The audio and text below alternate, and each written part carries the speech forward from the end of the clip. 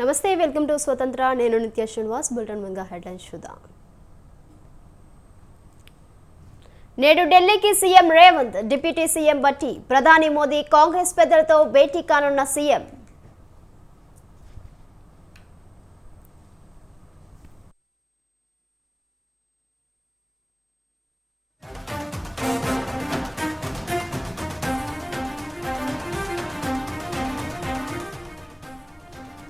BRS పాలనలో ఒక్క ration card ఇవ్వలేదు. కేటీఆర్ శ్వేతపత్రం అబద్ధాల మాటన్న బండి సంజయ్.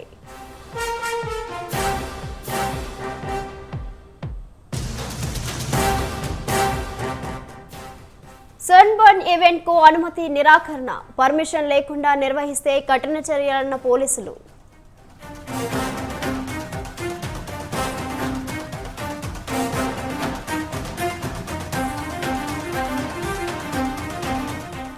కీలక దశ చేరుకున్న ఆదిత్య L1 జనవరి 6న కక్షలో చేర్చే ప్రక్రియ.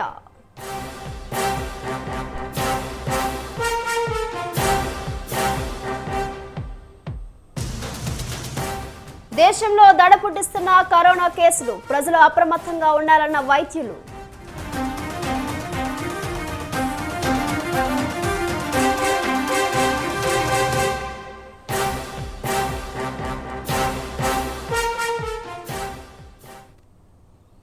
రైట్కి డీటెయిల్స్ చూసుకుంటే, తెలంగాణ ముఖ్యమంత్రి రేవంత్ రెడ్డి, ఉప ముఖ్యమంత్రి బట్టి విక్రమార్క ఇవాళ ఢిల్లీకి వెళ్లనున్నారు. ప్రధాని మోదీ కలిసి విభజన హామీలు, రాష్ట్రానికి రావాల్సిన బకాయిలు, ఇతర అంశాలపై చర్చించే అవకాశం ఉన్నట్లు పార్టీ వర్గాలు తెలిపాయి. సీఎంగా ప్రమాణ స్వీకారం చేసిన తర్వాత రేవంత్ రెడ్డి ప్రధాని మోదీతో భేటీ కానుండడం ఇదే తొలిసారి.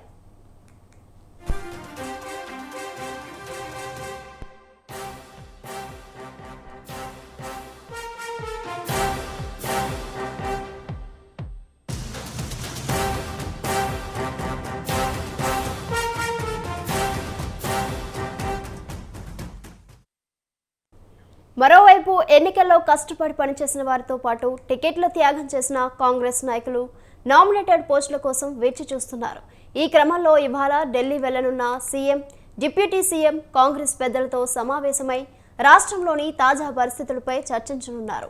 అధికారం చేపట్టిన తర్వాత ప్రభుత్వం చేపట్టిన కార్యక్రమాలను వివరించనున్నారు. ఎమ్మెల్సీ పదవులు, లోక్సభ ఎన్నికల్లో అభ్యర్థుల ఎంపిక తదితర అంశాలపై కీలకంగా చర్చించే అవకాశం ఉన్నట్లు తెలుస్తోంది.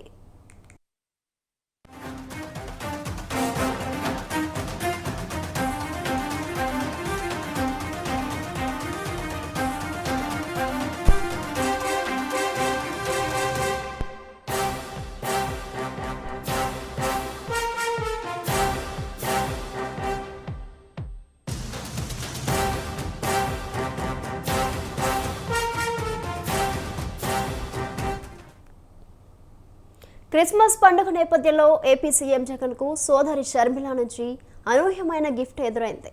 నిజమైన షాక్ తగిలింది.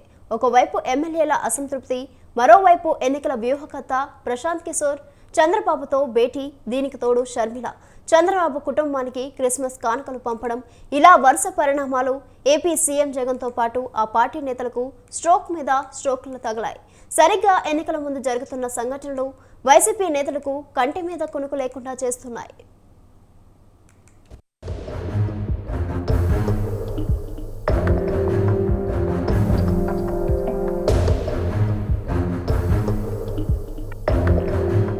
ఏపీలో రాజకీయాలు ఊహించని మలుపులు తిరుగుతున్నాయి. మొన్న ప్రముఖ ఎన్నికల వ్యూహకర్త ప్రశాంత్ కిషోర్ చంద్రబాబుతో భేటీ అయ్యారు.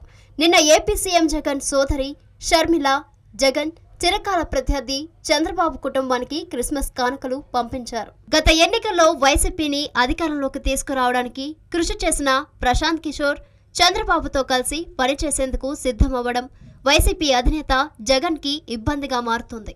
ఇదిలా ఉంటే జగన్ సోదరి షర్మిల ఎవరూ ఊహించని విధంగా చంద్రబాబు కుటుంబానికి క్రిస్మస్ గిఫ్ట్ పంపించారు. నారా లోకేష్ ప్రతిగా కృతజ్ఞతలు, షర్మిలకు క్రిస్మస్ శుభాకాంక్షలు చెప్పారు. వైఎస్ఆర్ కుటుంబానికి చంద్రబాబుకి మధ్య మొదటి నుంచి రాజకీయ వైరం ఉంది. వైఎస్ఆర్ మరణం తర్వాత జగన్ జైలుకి వెళ్లడానికి చంద్రబాబు కూడా కారణమని ఆ కుటుంబం మొత్తం భావిస్తుంది. గత ఎన్నికల్లో చంద్రబాబు ఓటమి కోసం జగన్, విజయమ్మతో పాటు షర్మిల కూడా పనిచేశారు.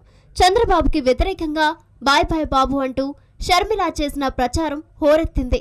అంతలా చంద్రబాబుని వ్యతిరేకించే షర్మిల ఇప్పుడు సడన్ గా ఆయన కుటుంబానికి క్రిస్మస్ శుభాకాంక్షలు చెప్పడం రాజకీయంగా హాట్ టాపిక్ గా మారింది.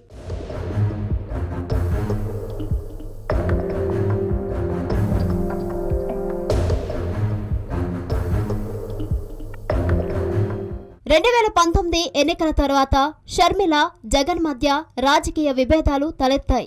దీంతో షర్మిల తెలంగాణలో సొంతంగా వైఎస్ఆర్టీపీ ఏర్పాటు చేసుకున్నారు. జగన్ పై కాంగ్రెస్ కేసులు పెట్టి వేధించిందని వైసీపీ నేతలు ఇప్పటికీ విమర్శలు చేస్తున్నారు. అయితే షర్మిల మాత్రం కాంగ్రెస్ అగ్రనేతలతో సమావేశం అవడంతో పాటు తెలంగాణ ఎన్నికల్లో కాంగ్రెస్ పార్టీకి మద్దతు ప్రకటించారు. వైఎస్ఆర్ పై ఫైర్ విషయంలోనూ కాంగ్రెస్ పెద్దల తప్పు లేదంటూ చెప్పుకొచ్చారు షర్మిల.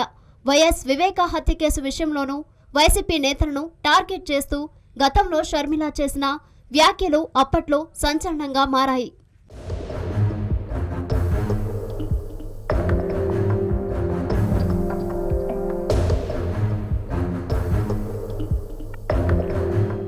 ఇప్పుడు షర్మిల జగన్ చిరకాల ప్రత్యర్థి చంద్రబాబుకి క్రిస్మస్ గ్రీటింగ్స్ పంపడం సంచలనంగా మారింది. జగన్ వైఖరిపై షర్మిల తీవ్ర అసంతృప్తిగా ఉన్నారని, అందుకే ఇలాంటి నిర్ణయాలు తీసుకుంటున్నారని వైసీపీ నేతలు చెబుతున్నారు. అధికారంలోకి రాకముందు వైసీపీని బలోపేతం చేయడం కోసం షర్మిల రాష్ట్ర వ్యాప్తంగా 3000 కిలోమీటర్లు పాదయాత్ర చేశారు. వైసీపీ గెలుపు కోసం ఎన్నికల ప్రచారం చేశారు. ఇంత చేసినా అధికారం వచ్చాక జగన్ తనను పక్కన పెట్టడంపై షర్మిల రగిలిపోతున్నారు.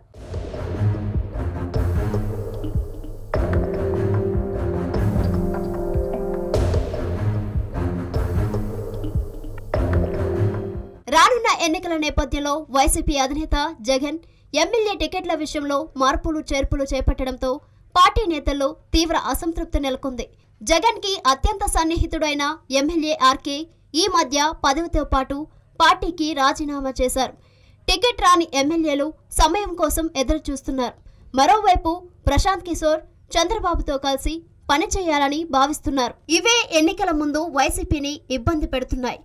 అలాంటి సమయంలో షర్మిల కూడా జగన్ రాజకీయ శత్రువు అయిన చంద్రబాబు కుటుంబానికి సన్నిహితంగా మారడంతో పార్టీలో ఏం జరుగుతుందో తెలియక పార్టీ నేతలు ఆందోళన చెందుతున్నారు.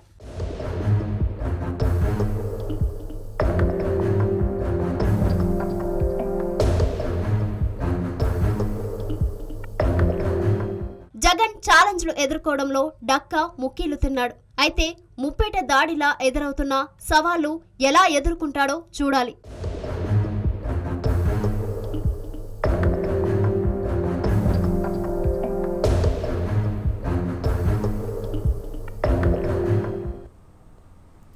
తెలంగాణలో గత బీఆర్ఎస్ ప్రభుత్వ పాలనలో జరిగిన అవకతవకలపై కాంగ్రెస్ ప్రభుత్వం దృష్టి సారించింది.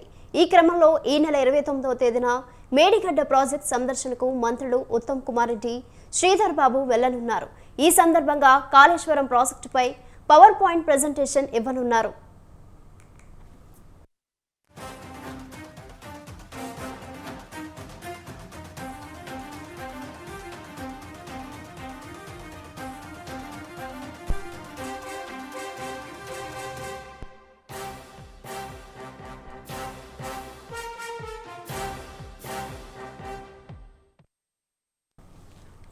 ఇరవై 29వ తేదీన మంత్రులు హైదరాబాద్ నుంచి హెలికాప్టర్లో కాళేశ్వరం ప్రాజెక్టు వద్దకు చేరుకుంటారు. అనంతరం మేడిగడ్డ బ్యారేజ్ వద్ద కాళేశ్వరం ప్రాజెక్టుపై పవర్ పాయింట్ ప్రెజెంటేషన్ ఏర్పాటు చేశారు. ప్రాణహిత కాళేశ్వరం ప్రాజెక్టు వివరాలు, కాళేశ్వరం ప్రాజెక్టు నిర్మాణం వల్ల జరిగిన లాభ నష్టాలను వివరించనున్నారు. పవర్ పాయింట్ ప్రెజెంటేషన్ అనంతరం మంత్రులు మేడిగడ్డ, అన్నారం బ్యారేజీలను పరిశీలిస్తారు.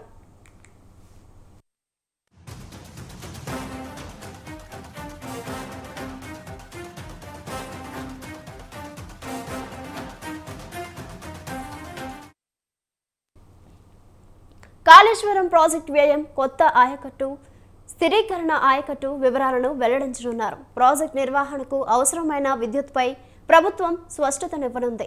అలాగే మేడిగడ్డ, సుందిల్లా, అన్నారం బ్యారేజ్ల సమస్యలు, వాటి పరిష్కారాలు తదితర అంశాలపై ప్రభుత్వం సమీక్ష చేయనుంది. ఈ పర్యటనకు సంబంధించి నిర్మాణ సంస్థలకు, సబ్ కాంట్రాక్టర్లకు ఈ నిర్మాణంలో సంబంధం ఉన్న వారికి అందరికీ సమాచారం ఇచ్చి సమావేశంలో పాల్గొనేలా చర్యలు తీసుకోగలరని మంత్రులు ఈఎన్సీని ఆదేశించారు.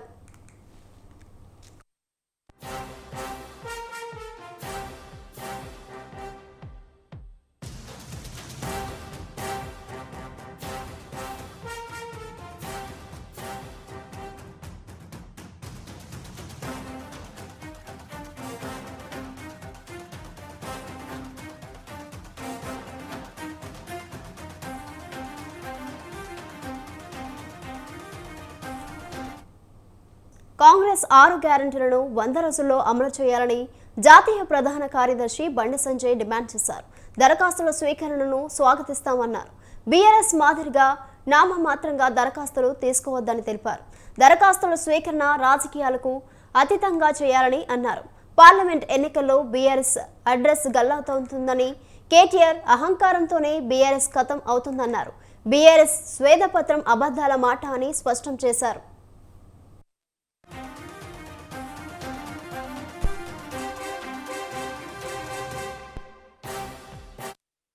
కాంగ్రెస్ పార్టీ 6 స్కీముల విషయంలో అయితే దరఖాస్తులు తీసుకుని జనవరి 6 వరకు తీసుకునే ప్రయత్నం చేస్తుందో అలా భారతీయ జనతా పార్టీ కార్యకర్తలందరూ కూడా లబ్ధిదారులను కలవడము, వారి ద్వారా దరఖాస్తులను అధికారులకు ఇప్పించే ప్రయత్నం చేయడము, ఇది ప్రజాధనం కాబట్టి ప్రజలకు ఉపయోగపడాల్సిన బాధ్యత అందరి మీద ఉంది. ఇవాళ దానికి లేనిపోని కండిషన్ చెప్పే ప్రయత్నం కాంగ్రెస్ పార్టీ ప్రభుత్వం చేయదు. ఇవాళ రేషన్ కార్డులు అని చెప్పన్నారు. 10 సంవత్సరాల బీఆర్ఎస్ పార్టీ పాలనలో ఒక్క రేషన్ కార్డు కూడా ఇవ్వలేదు. కాబట్టి మళ్ళా ఈ రేషన్ కార్డుల పేరుతోని మళ్ళీ నామమాత్రంగా దరఖాస్తు తీసుకుని మళ్ళీ ఎలక్షన్ కోడ్ వచ్చిందని చెప్పి దాటేసే ప్రయత్నం చేయదు. తప్పకుండా కాంగ్రెస్ పార్టీ ప్రభుత్వం 6 గ్యారెంటీలను 100 రోజుల పాటు అమలు చేయాలి. స్వేదపత్రము శ్వేత అక్షరాలు మారినాయంటే 50 లక్షల కోట్ల సంపద ఏడ సూచించినావు. అది వీళ్ళు సంపాదించి కుటుంబం సంపాదించుకుంటారు. అందుకే దుబాయ్లో మస్కట్లో పోయి పెట్రోల్ పెట్టినట్టు పోయి ఇవాళ మరి ఫస్ట్ ఆడే జీతాలు ఎందుకు ఇవ్వలేకపోయినావు? తెలంగాణ రాష్ట్రంలో భూములు అమ్మే పరిస్థితి ఎందుకు వచ్చింది? 6 లక్షల కోట్ల అప్పులు చేయాల్సిన అవసరం ఏమొచ్చింది? నువ్వు ఇలా స్వేదపత్రం విడుదల చేసినావు. చలో డీటెయిల్ రిపోర్ట్. ఈ నెల 20 నుంచి కాంగ్రెస్ పార్టీ 6 స్కీముల విషయంలో అయితే దరఖాస్తులు తీసుకుని జనవరి 6 వరకు తీసుకునే ప్రయత్నం చేస్తుందో అలా భారతీయ జనతా పార్టీ కార్యకర్తలందరూ కూడా లబ్ధిదారులను కలవడము, వారి ద్వారా దరఖాస్తులను అధికారులకు ఇప్పించే ప్రయత్నం చేయడము, ఇది ప్రజాధనం కాబట్టి ప్రజలకు ఉపయోగపడాల్సిన బాధ్యత అందరి మీద ఉంది. ఇవాళ దానికి లేనిపోని కండిషన్ చెప్పే ప్రయత్నం కాంగ్రెస్ పార్టీ ప్రభుత్వం చేయదు. ఇవాళ రేషన్ కార్డులు అని చెప్పన్నారు. 10 సంవత్సరాల బీఆర్ఎస్ పార్టీ పాలనలో ఒక్క రేషన్ కార్డు కూడా ఇవ్వలేదు. కాబట్టి మళ్ళీ ఈ రేషన్ కార్డుల పేరుతోని మళ్ళీ నామమాత్రంగా దరఖాస్తు తీసుకుని మళ్ళీ ఎలక్షన్ కోడ్ వచ్చిందని చెప్పి దాటేసే ప్రయత్నం చేయదు. తప్పకుండా కాంగ్రెస్ పార్టీ ప్రభుత్వం 6 గ్యారెంటీలను 100 రోజుల పాటు అమలు చేయాలి. స్వేదపత్రము శ్వేత అక్షరాలు మారినాయంటే 50 లక్షల కోట్ల సంపద ఏడ సూచించినావు. అది వీళ్ళు సంపాదించి కుటుంబం సంపాదించుకుంటారు. అందుకే దుబాయ్లో మస్కట్లో పోయి పెట్రోల్ పెట్టినట్టు పోయి ఇవాళ మరి ఫస్ట్ ఆడే జీతాలు ఎందుకు ఇవ్వలేకపోయినావు? తెలంగాణ రాష్ట్రంలో భూములు అమ్మే పరిస్థితి ఎందుకు వచ్చింది? 6 లక్షల కోట్ల అప్పులు చేయాల్సిన అవసరం ఏమొచ్చింది? నువ్వు ఇలా స్వేదపత్రం విడుదల చేసినావు. చలో డీటెయిల్ రిపోర్ట్. ఈ నెల 20 నుంచి కాంగ్రెస్ పార్టీ 6 స్కీముల విషయంలో అయితే దరఖాస్తులు తీసుకుని జనవరి 6 వరకు తీసుకునే ప్రయత్నం చేస్తుంది. లోక్సభ ఎన్నికలు ఎప్పుడైనా రావచ్చని, అందుకు సమాయత్తం కావాలని పార్టీ నేతలను బీఆర్ఎస్ వర్కింగ్ ప్రెసిడెంట్ కేటీఆర్ ఆదేశించారు. అసెంబ్లీల వారీగా భేటీలు ఏర్పాటు చేసుకోవాలని తెలిపారు. చేవెళ్ల పార్లమెంట్ నియోజకవర్గ బీఆర్ఎస్ నేతలతో కేటీఆర్ సమావేశమయ్యారు. ఈ సందర్భంగా వచ్చే పార్లమెంట్ ఎన్నికల సన్నద్ధత, ఇటీవల జరిగిన అసెంబ్లీ ఎన్నికల ఫలితాలపై చర్చించారు. అసెంబ్లీ ఎన్నికల్లో చేవెళ్ల పార్లమెంటులోని 4 నియోజకవర్గాలలో 1,09,000 మెజార్టీ వచ్చిందని కేటీఆర్ అన్నారు. ఈ మెజార్టీని కాపాడుకుంటూ లోక్సభ ఎన్నికల్లో ప్లాన్ ప్రకారం ముందుకు సాగాలని సూచించారు. అసెంబ్లీ ఎన్నికల ఓటమితో కుంగిపోవద్దని, పరాజయం చెందిన బీఆర్ఎస్ అభ్యర్థులే నియోజకవర్గ ఇన్ఛార్జీలని, వారు ఆయా నియోజకవర్గాల్లో విస్తృతంగా పర్యటించారని కేటీఆర్ స్పష్టం చేశారు. 2024 జనవరి 3 నుంచి పార్టీ సమీక్ష సమావేశాలు జరుగుతాయని, 26లోగా సమావేశాలు పూర్తి చేసుకోవాలని సూచించారు.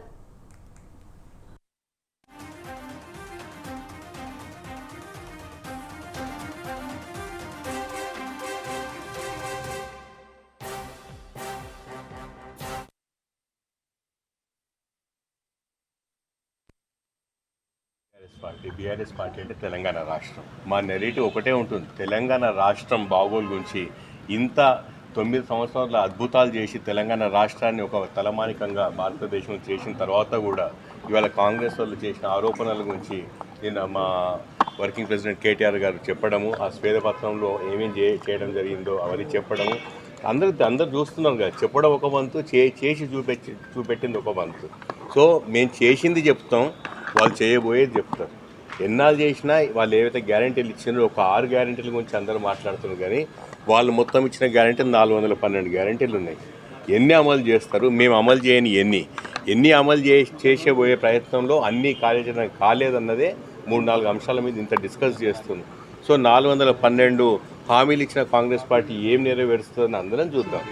తెలంగాణ రాష్ట్రాన్ని ఇక్కడ దాకా తీసుకొచ్చిన అంశాన్ని నిజంగా అప్రిషియేట్ చేస్తే బాగుండేది. ఏమి చేయలేదని చెప్పడం అసలు తెలంగాణ రాష్ట్రం అంటేనే బీఆర్ఎస్ పార్టీ అంటే తెలంగాణ రాష్ట్రం. మా నెరేటివ్ ఒకటే ఉంటుంది, తెలంగాణ రాష్ట్రం బాగోలు గురించి.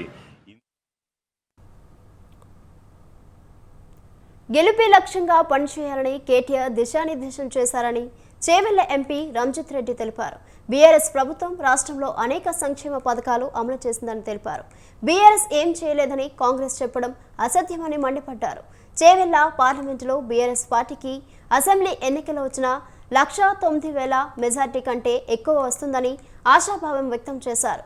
బీఆర్ఎస్ ఖాళీ అవుతుందని 6 నెలల నుండి కాంగ్రెస్, బీజేపీ అసత్య ప్రచారం చేస్తున్నాయని దుయ్యబట్టారు.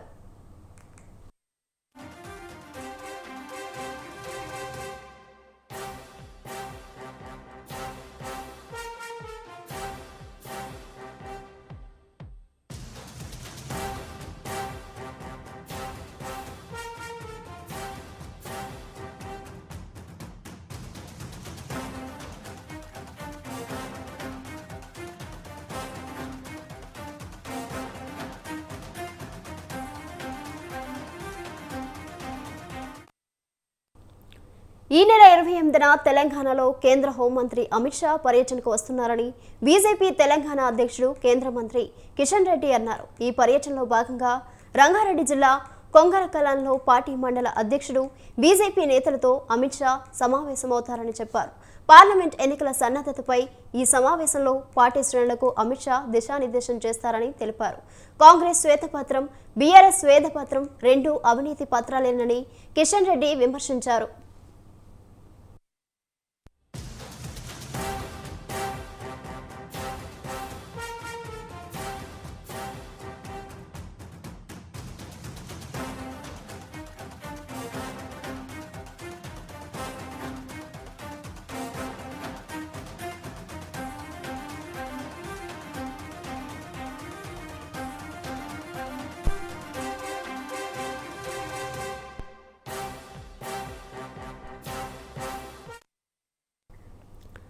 తెలంగాణలో 28వ తేదీ నుంచి ప్రారంభం కానున్న ప్రజాపాలనలో భాగంగా వార్డు సభలకు ఏర్పాటు చేయాలని రాష్ట్ర మున్సిపల్ పట్టణాభివృద్ధి శాఖ ముఖ్య కార్యదర్శి దానా కిషోర్ అధికారులను ఆదేశించారు. ప్రజాపాలన సన్నద్ధతపై GHMC commissioner Ronald Rose, municipal శాఖ కమిషనర్లతో ఆయన సమీక్ష నిర్వహించారు. ప్రజాపాలన వార్డు సభల కోసం బృందాలను ఏర్పాటు చేయాలని అధికారులకు సూచించారు. ప్రజాపాలన సందర్భంగా దరఖాస్తుల స్వీకరణ, రసీదులు ఇవ్వడం, ఆ అంశాలను డిజిటలైజ్ చేయడం వంటివి ఉంటాయని వాటికి అవసరమైన చర్యలు తీసుకోవాలని ఆదేశించారు. వార్డు సభల తేదీలు ప్రజల్లోకి వెళ్లే విధంగా చూడాలన్నారు. ప్రజాప్రతినిధులు కూడా భాగస్వాములయ్యేలా చూడాలని సూచించారు. ప్రజాపాలన కార్యక్రమంపై రోజువారీ నివేదికను రాష్ట్ర కార్యాలయానికి పంపించాలన్నారు.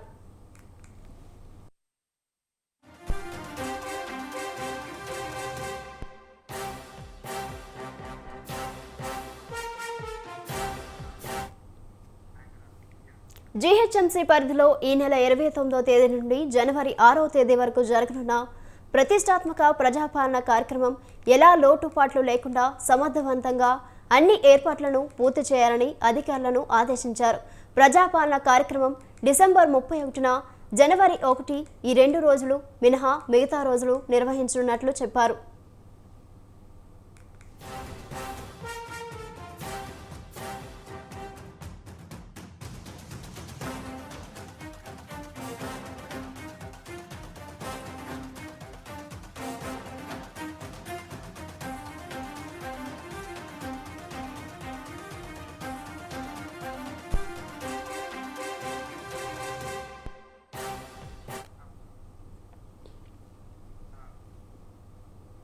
హైదరాబాద్ సన్బర్న్ ఈవెంట్ కు అనుమతిని నిరాకరించామని మాధాపూర్ అడిషనల్ డీసీపీ నరసింహారెడ్డి అన్నారు. అనుమతులు లేకుండా టికెట్లు విక్రయించారని బుక్ మై షో సన్బర్న్ నిర్వాహకులపై కేసు నమోదు చేశామని తెలిపారు. పర్మిషన్ లేకుండా నిర్వహిస్తే కఠిన చర్యలు తీసుకుంటామని హెచ్చరించారు. మాధాపూర్ పరిధిలో ఈవెంట్స్ కోసం 22 దరఖాస్తులు వచ్చాయని, అన్ని వసతులు ఉంటేనే ఈవెంట్ పర్మిషన్ ఇస్తున్నామని తెలిపారు.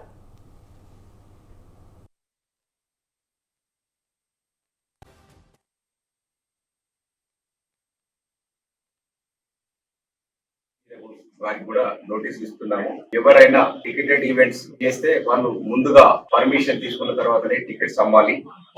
ఒకవేళ అలా జరగనట్టయితే వాళ్ళపై చట్టపరమైన చర్యలు తీసుకుంటాము. ఆర్గనైజర్ మీద, ఈవెంట్ మేనేజర్ మీద, వాళ్ళందరి మీద కూడా కేసు బుక్ చేస్తాము. Advance happy new year. ఈ నూతన సంవత్సరం, ఆంగ్ల నూతన సంవత్సరం ఈవెంట్ చేసుకునే ఈవెంట్ ఆర్గనైజర్స్ అందరికీ 16th డిసెంబర్ నాడు మీటింగ్ పెట్టి ఎలా అప్లై చేసుకోవాలి అనే విధానాన్ని అందరికి వివరించాము. మీ ద్వారా కొందరు, ముఖ్యంగా సన్బర్న్ వాళ్ళు ఈవెంట్ అప్లై చేసుకోకుండానే బుక్ మై షో ద్వారా వాళ్ళు టికెట్లు అమ్ముతున్నారు. సుమంత్ సన్బర్న్ అతని మీద కేసు రిజిస్టర్ చేశాము. బుక్ మై షో అతని నోడల్ ఆఫీసర్ ప్లస్ ఎండి మీద వారికి కూడా నోటీస్ ఇస్తున్నాము. ఎవరైనా టికెటెడ్ ఈవెంట్స్ చేస్తే వాళ్ళు ముందుగా పర్మిషన్ తీసుకున్న తర్వాతనే టికెట్స్ అమ్మాలి. ఒకవేళ అలా జరగనట్టయితే వాళ్ళపై చట్టపరమైన చర్యలు తీసుకుంటాము. ఆర్గనైజర్ మీద, ఈవెంట్ మేనేజర్ మీద, వాళ్ళందరి మీద కూడా కేసు బుక్ చేస్తాము. Advance happy new year. ఈ నూతన సంవత్సరం, ఆంగ్ల నూతన సంవత్సరం ఈవెంట్ చేసుకునే ఈవెంట్ ఆర్గనైజర్స్ అందరికీ 16th డిసెంబర్ నాడు మీటింగ్ పెట్టి ఎలా అప్లై చేసుకోవాలి అనే విధానాన్ని అందరికి వివరించాము. పార్లమెంట్ సభ్యులను మూకుమ్మడిగా సస్పెండ్ చేయాలని కేంద్ర ప్రభుత్వ ముందుగానే కృతనిశ్చయం తీసుకున్నట్లు కనిపిస్తోందని కాంగ్రెస్ అధ్యక్షుడు మల్లికార్జున ఖర్గే అన్నారు. తనను కలవాలని ఉపరాష్ట్రపతి ధన్ఖడ్ పంపిన ఆహ్వానానికి ఖర్గే సమాధానమిస్తూ తాను ప్రస్తుతం ఢిల్లీలో ఉండడం లేదన్నారు. తాను తిరిగి ఢిల్లీకి వచ్చిన తర్వాత తగిన సమయంలో తాను ఉపరాష్ట్రపతితో భేటీ కాగలనని, అది తన విధి అని మల్లికార్జున ఖర్గే ఉపరాష్ట్రపతికి రాసిన సమాధానంలో తెలిపారు. ఎంపీల సస్పెన్షన్పై ధన్ఖడ్ ఖర్గే పరస్పరం లేఖలు సంధించిన విషయం తెలిసిందే.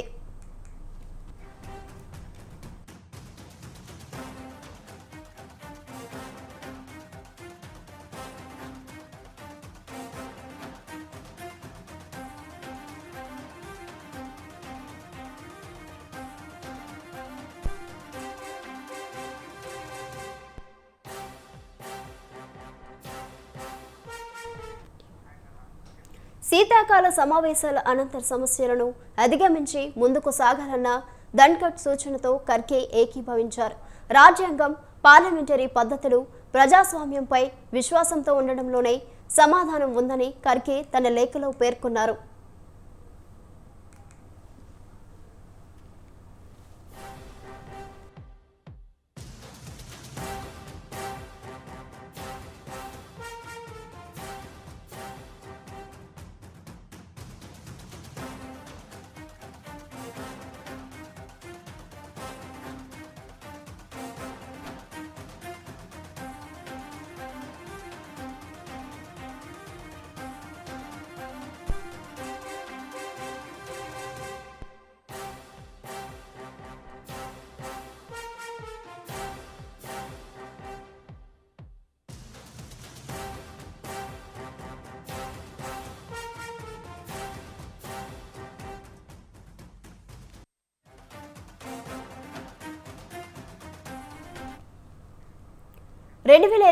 లోక్సభ ఎన్నికలకు నాగ్పూర్లో జరిగే భారీ ర్యాలీ ద్వారా కాంగ్రెస్ పార్టీ ప్రచార శంఖం పూరిస్తుందని కాంగ్రెస్ ప్రధాన కార్యదర్శి జైరాం రమేష్ స్పష్టం చేశారు. డిసెంబర్ 28న నాగ్పూర్లో హై తయార్ హమ్ పేరుతో భారీ ర్యాలీ నిర్వహిస్తామని, కాంగ్రెస్ అగ్రశ్రేణి నాయకులంతా హాజరయ్యే సభలో ప్రచార శంఖాన్ని పూరిస్తామన్నారు.